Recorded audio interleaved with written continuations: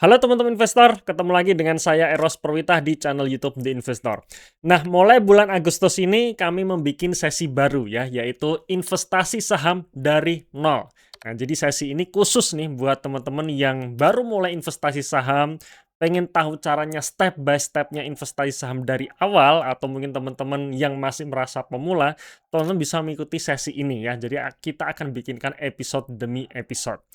Nah, sebelumnya juga silahkan bagi teman-teman yang ingin bertanya segala sesuatu ya mengenai tips ataupun mengenai hal-hal basic tentang investasi saham, silahkan tulis pertanyaan kalian di kolom komentar karena nanti kita juga akan membuka sesi khusus Q&A.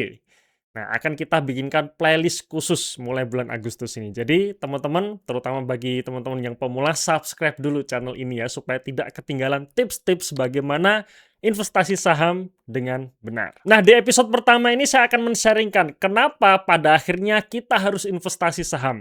Kenapa saya dulu memutuskan untuk serius investasi saham. Nah, pasti teman-teman harus tahu dulu faktornya yang membuat teman-teman akhirnya serius mau belajar, kemudian mau nabung sedikit demi sedikit untuk investasi saham. Simak video ini sampai selesai ya.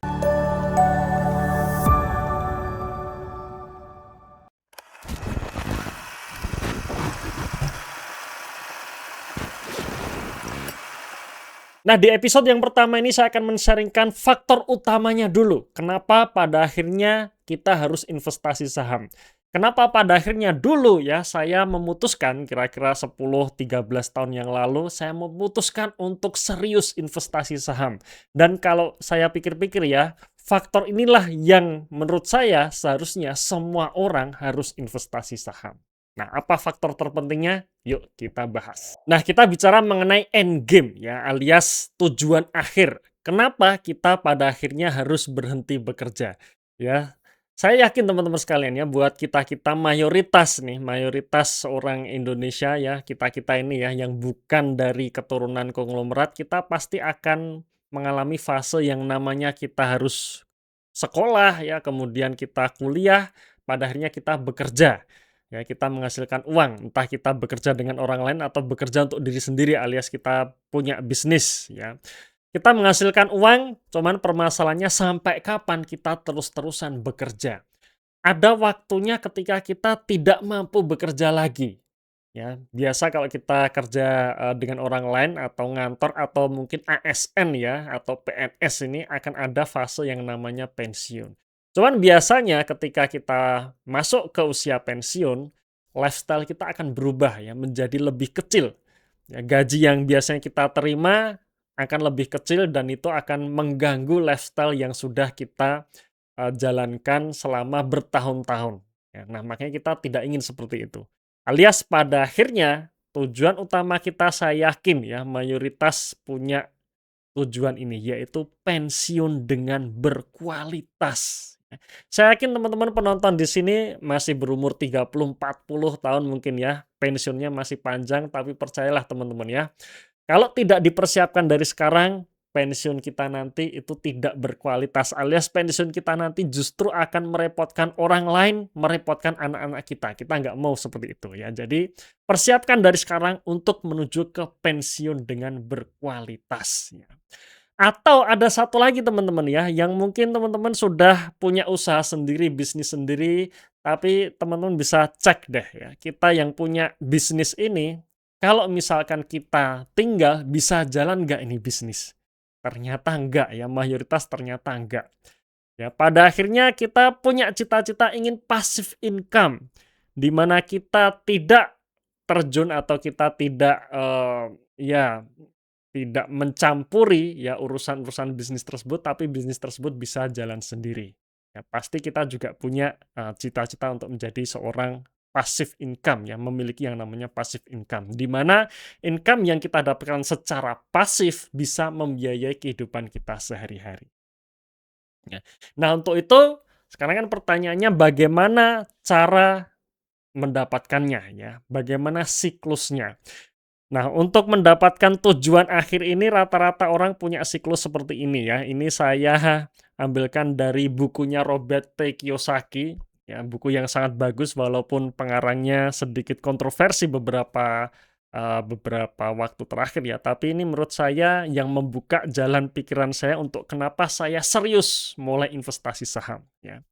Nah, di sini ada 4 siklus yang biasanya, akan dilalui oleh banyak orang ya. Yang pertama, setelah kuliah biasanya dia bekerja ya, bekerja untuk orang lain, mereka mendapatkan gaji bulanan ya. Kemudian seiring berjalannya waktu, mulai dia membuka usaha sendiri. Ya, jadi dia menukarkan waktu dengan uang. Ya, kemudian harapannya dari usaha tersebut bisa dikembangkan lagi menjadi lebih besar lagi, punya sistem yang pada akhirnya bisa jalan sendiri tanpa keterlibatan sang CEO, ya, atau sang owner ya, atau sang pencetus ya, akhirnya menjadi seorang business owner ya. Jadi bedanya kalau self employed itu dia menukarkan waktu dengan uang. Ya, dia punya bisnis mungkin ya, tapi bisnisnya ini tidak jalan ketika dia tinggalkan. Ya, ketika dia tinggalkan tidak jalan. Nah, akhirnya dia membentuk sistem sehingga masuk atau scale up menjadi seorang business owner, punya sistem yang bekerja untuk dia. Dan pada akhirnya setelah dia menjadi seorang CEO, punya sistem yang rapi, yang bisa running sendiri tanpa dia, pada akhirnya CEO ini biasanya akan naik menjadi seorang komisaris ya. Alias dia hanya akan menjadi seorang investor. Jadi tidak mencampuri keputusan-keputusan manajemen, tapi perusahaan masih bisa terus tumbuh. Ya disitulah dia akan menikmati yang namanya passive income dan pensiun dengan berkualitasnya. Cuman 4 fase ini itu susah sekali teman-teman ya untuk dilalui, ya bahkan mayoritas biasanya terjebak di level yang sebelah kiri ini, ya. Namun pada akhirnya kita beruntung punya yang namanya Bursa Efek Indonesia. Di mana ya, di mana ketika kita sudah tahu tujuan akhirnya dan kita serius, kita bisa lakukan sekaligus. Mungkin saat ini kita menjadi seorang employee, kita mendapatkan penghasilan, tapi penghasilan tersebut kita sisihkan sebagian untuk kita menjadi seorang investor ya, seorang investor. Ya, jadi dari kita menjadi employee, kita sisihkan penghasilan, kita langsung masuk ke sisi investor, yaitu dengan cara membeli saham di perusahaan-perusahaan yang listing di Bursa Efek Indonesia. Nah, jadi kalau kita punya mindset yang benar sebenarnya ketika kita membeli suatu saham, nah disitulah kita menjadi seorang investor, ya, investor pemilik dari perusahaan tersebut. Nah, saya tahu teman-teman ya, saya tahu ketika kita membeli saham, biasanya nih kalau kita yang masih pemula, ini kan kita beli saham di harga 1.000, kemudian bulan depan atau mungkin minggu depan harganya jadi 1.200, kita jual untung 20% kan gitu kan ya. Rata-rata mindsetnya seperti itu untuk kita sebagai seorang pemula. Nah, namun coba kita berpikir yang lebih jauh lagi ya, berpikir yang lebih tinggi lagi bahwa kita tidak hanya sekedar membeli saham di harga 1.000 kemudian jual di harga 1.200, tidak. Tapi kita benar-benar berinvestasi alias kita benar-benar menjadi bagian dari bisnis tersebut. Ya, karena memang untuk cuan di pasar saham itu banyak sekali jurusnya. Cuman sekali lagi ketika kita memang fokus untuk menjadi seorang investor di sini, mindsetnya adalah ketika kita membeli saham, kita membeli bisnis perusahaan. Alias kita bukan trading teman-teman ya, tapi kita investing. Ya, jadi memang ya, memang di dalam pasar saham bisa dikatakan ada 2 jenis investor ya. Mereka yang melakukan trading dan mereka yang melakukan investing. Ya karena memang ya ketika kita membeli saham, ada yang memang dia membeli saham untuk keperluan investasi jangka panjang atau menjadi seorang investor seperti tadi. Tapi justru ada juga yang dia membeli saham ya untuk menjadi self employed. Jadi memang dia menjadi seorang full time trader yang dia mendapatkan penghasilan itu dari trading. Ya, dari trading. Jadi kalau nggak trading ya nggak dapat penghasilan. Nah, seperti itu. Nah, di sini kita bedakan apa itu trading, apa itu investing. Nah, buat teman-teman yang saat ini masih ngantor ya, punya pekerjaan di luar dari pagi sampai sore di kantor, ya perlahan milikilah mindset bahwa teman-teman melakukan investing ya. Sama-sama saham BBCA, sama-sama saham BBRI, kalau trading dengan investing itu perlakuannya berbeda. Sudut pandangnya berbeda ya di sini. Kita bicara mengenai, trading, mereka para trader ini sudut pandangnya lebih ke harga, tapi kalau investing sudut pandangnya ke bisnis ya. Karena sudut pandangnya berbeda, maka otomatis analisa yang dipakai pun berbeda. Analisa yang dipakai berbeda, time horizon atau holding period-nya juga berbeda, cara eksekusinya berbeda ya. Sama-sama saham BBCA, sama-sama saham BBRI, kalau yang satu trading, yang satu investing, perlakuannya berbeda ya. Ada yang diperlakukan sebagai self-employed, ada yang diperlakukan untuk menjadi seorang investor. Nah, saya sarankan teman-teman ya, bagi kita-kita yang memang punya pekerjaan sehari-hari, kita ngantor, ya, atau kita punya bisnis yang tidak bisa kita tinggal, kita masuk ke ranah investing. Itu lebih lebih nyaman, lebih enak ya, dan tujuan untuk pensiun dengan berkualitas dan passive income ini bisa tercapai. Oke, jadi sepakat ya bahwa dalam kita investing ya, maka ketika kita membeli saham sama dengan kita membeli perusahaan, kita membeli bisnis yang ada di dalamnya. Nah, itu dulu mindset itu dulu yang harus harus kita terapkan ya. Saya sendiri pun juga melakukan hal yang sama. Saya beli saham X gitu ya. Ya sudah, saya beli saham X berapapun itu, entah cuma 1 juta atau 10 juta ya atau 100 juta, maka mindset saya adalah saya bagian dari perusahaan tersebut, saya bagian dari bisnis tersebut. Maka yang saya lakukan adalah saya akan mereview kembali, selalu kinerja dari emiten tersebut ya. Jadi tidak masalah mau setelah saya beli sahamnya mungkin minggu depan harga sahamnya naik atau turun, mau bandar akumulasi, bandar distribusi, mau asing cabut, asing masuk lagi, itu saya nggak peduli. Ya karena seorang pemilik bisnis ya, seorang business owner, walaupun asingnya keluar ya dia tetap menjalankan bisnis tersebut kan gitu kan ya. Walaupun bandarnya distribusi ya dia tetap menjalankan bisnis tersebut. Nah, mindset itu yang harus kita terapkan. Nah, oke, itu mindset awal dulu. Nah, sekarang kan pertanyaan selanjutnya adalah bagaimana sih cara passive income di saham tanpa harus melakukan jual beli ya, tanpa harus beli sekarang besok harus dijual, itu tidak ya. Tapi ketika kita beli kemudian kita hold dalam jangka panjang, itu cara passive income-nya seperti apa? Ya, nah di sini saya akan men-sharingkan ya. Ini yang juga saya lakukan. Yang pertama adalah kita harus menghitung berapa kebutuhan kita sehari-hari selama 1 tahun penuh. Pasti ya, kita yang berkeluarga, kita mungkin punya anak atau masih single, kita pasti punya ini anggaran. Kira-kira setiap bulan itu kita ngeluarkan duit berapa untuk memenuhi kebutuhan kita sehari-hari. Nah, itu kita hitung, kemudian kita hitung selama 1 tahun, bukan per bulan ya, tapi selama 1 tahun penuh. Ya. Ini kita anggap seperti ini ya, misalkan ya untuk biaya hidup yang normal lah ya, yang nyaman, itu paling tidak kita membutuhkan kira-kira 15 juta setiap bulan. Ya, nah ini berdasarkan ya berita terbaru Hidup di Jakarta, itu biaya hidupnya kira-kira 15 juta per bulan kalau tidak ada hutang nih ya. Jadi tidak, ini di luar membayar cicilan mobil dan juga rumah ya. Jadi ibaratnya ya untuk sehari-hari 15 juta per bulan ya. Jadi harapannya ya besok ketika mungkin sudah masuk usia pensiun ya jangan sampai punya hutang ya, hutang rumah, apalagi hutang ya rumah dan mobil itu kalau bisa itu segera lunas ya. Tapi intinya oke lah kita anggap hitung-hitungannya 15 juta per bulan. Maka selanjutnya yang kita lakukan adalah kalau biaya hidup kita 15 juta per bulan, kira-kira berapa uang yang dibutuhkan selama 1 tahun penuh. Nah, di sini hitung-hitungannya adalah 180 juta per tahun. Anggap saja ada hal-hal tak terduga, maka kita harus juga anggarkan itu. Ya, ketemu angka 250 juta per tahun. Nah, angka inilah yang harus kita pikirkan gimana caranya kita dapat 250 juta per tahun tanpa kita harus aktif bekerja gitu kan ya kira-kira. Nah, setelah dapat angkanya, kemudian kita mulai hitung ya, hitung-hitungan berapa yield-nya. Yield berapa kelolaan dan berapa yield, dua hal ini ya.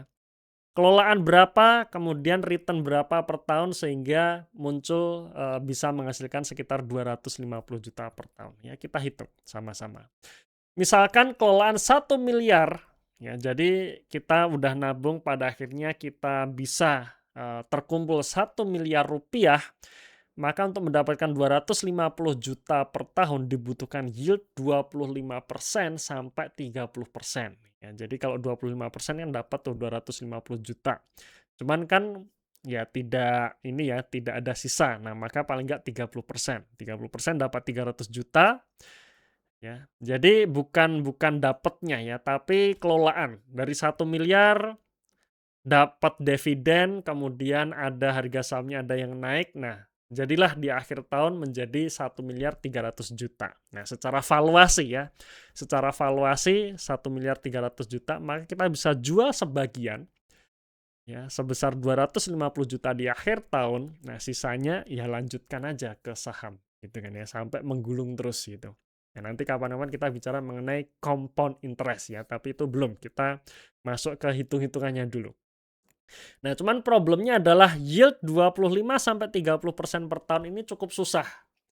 Ya, cukup susah. Maka kalau cukup susah, ya kita naikkan kelolaan menjadi 2 miliar. Nah, kalau kelolaan 2 miliar, ya berarti yield yang dibutuhkan lebih kecil, cukup 15-20% per tahun. Jadi 2 miliar kalau dapat 15% per tahun ya, bukan per bulan tapi per tahun, angka yang masuk akal.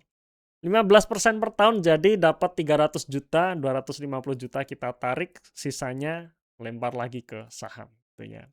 20% per tahun berarti 400 juta kelolaan, jadi dari 2 miliar kemudian total valuasi di akhir tahun menjadi 2 miliar 400 juta. 250 juta jual sebagian saham sebesar 250 juta kita ambil, sisanya biarkan aja, hold terus untuk ke depan. Nah, kira-kira seperti itu.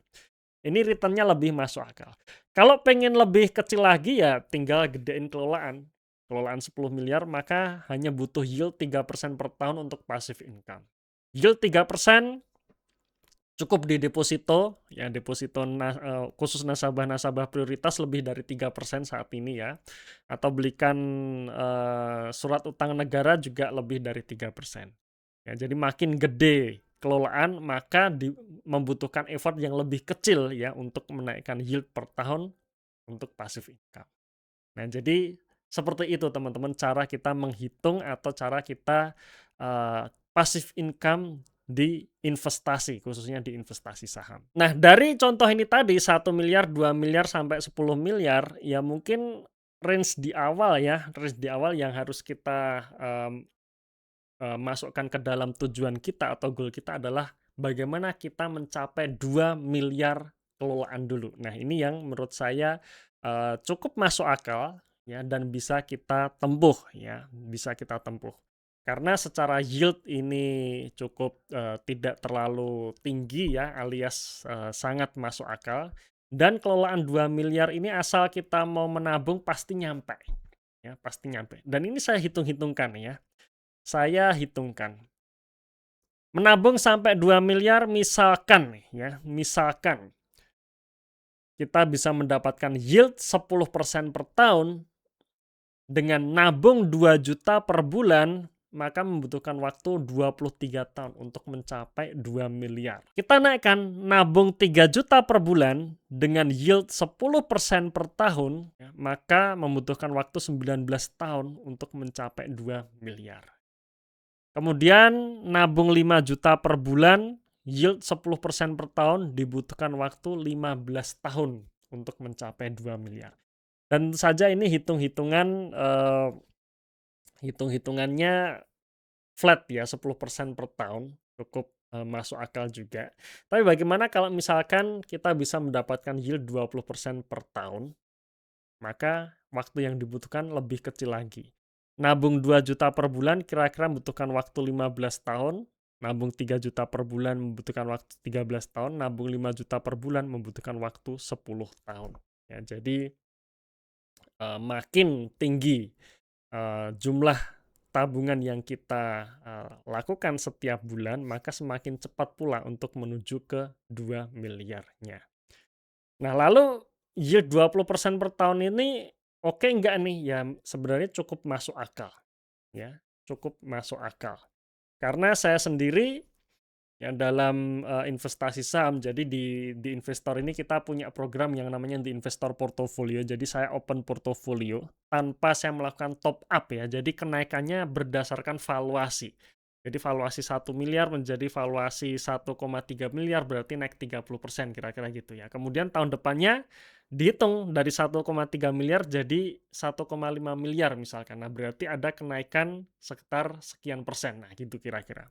Dan ini yield-nya ya, di mana dalam 6 tahun terakhir, ini posisi yield portofolio saya, kenaikan yang cukup masuk akal tanpa kita harus jual beli secara harian atau mingguan ya. Cukup beli perusahaan bagus di harga murah kemudian kita simpan saja. Ya, kita simpan saja dengan target hanyalah mengalahkan IHSG ternyata bisa ya. Ternyata bisa. Saya sendiri juga pastinya tidak bisa menjamin bahwa ke depan akan terus cuan, tidak bisa, tapi secara track record menurut saya ini track record yang bagus. Di mana dalam jangka panjang kenaikan portofolio saya 241% atau secara CAGR plus 24,32% per tahun. Ya, tapi sekali lagi kenaikan 241% ya, ini bukan kok 24% terus per tahun konsisten, tidak. Tapi ada fase-fase di mana ya ketika market jelek ini ya yield-nya cuman kecil ya.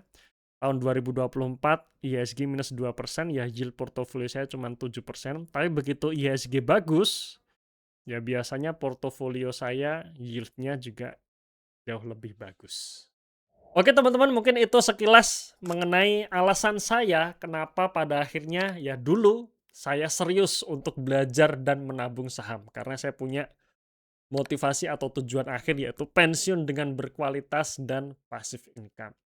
Ya, jadi silahkan nih teman-teman yang memang ingin ya punya kedua tadi, yang mencapai kedua hal tadi, bisa pelajari saham dari sekarang, mumpung waktunya masih ada. Dan silahkan teman-teman download e-booknya ya. Jadi kami juga sudah merilis e-book, di mana e-book tersebut berisi tentang insight-insight tentang investasi saham jangka panjang dan ada 3 contoh saham under value-nya. Ya, linknya di bawah ini.